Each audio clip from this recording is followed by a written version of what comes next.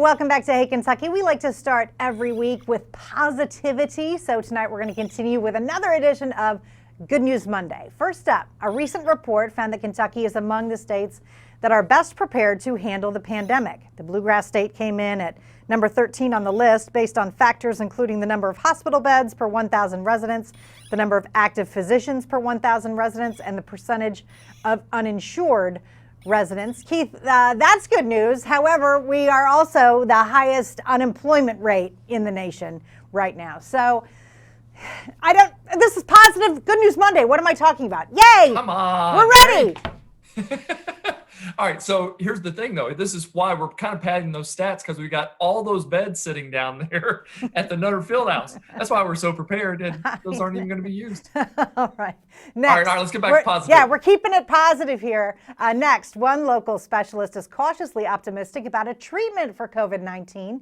An infectious disease specialist and hospital epidemiologist is using a drug that recently received FDA emergency approval to treat about a dozen patients in Lexington area hospitals, saying it has the potential to be really important therapeutic intervention. The great news about this is we know a vaccine is a ways off. So if we can have therapies that work, that's great.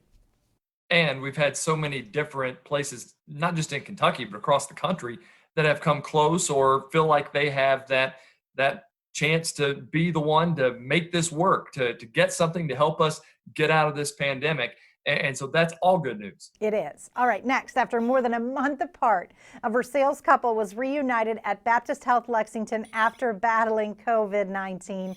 The last time Jean and Elaine Hornback were together was on March 30th when they arrived in the same ambulance at the emergency room. On April 25th, Elaine was discharged, leaving her husband behind. But on Friday, they were finally reunited. And this is awesome. And this is also why we want to wear masks, so more reunifications can happen.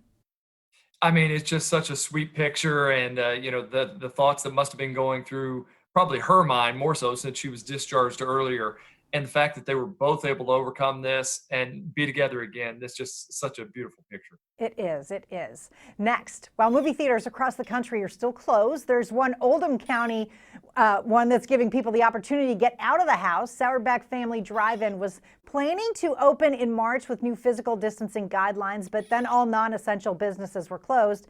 Now they've been given the go-ahead by the county health department to show movies again, as long as the cars are parked 6 feet apart and people don't get out of their vehicles at all. Keith, I have found that just getting in my car and driving even to nowhere is a wonderful escape. So to go watch a movie at a drive-in theater, I think is wonderful.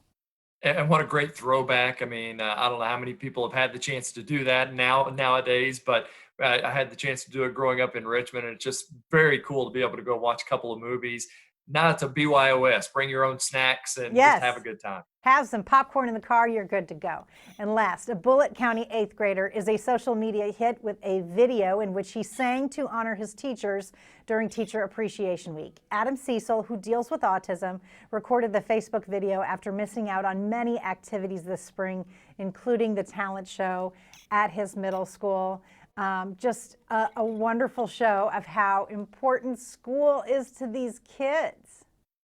If you miss, and how sweet that picture was of the other couple.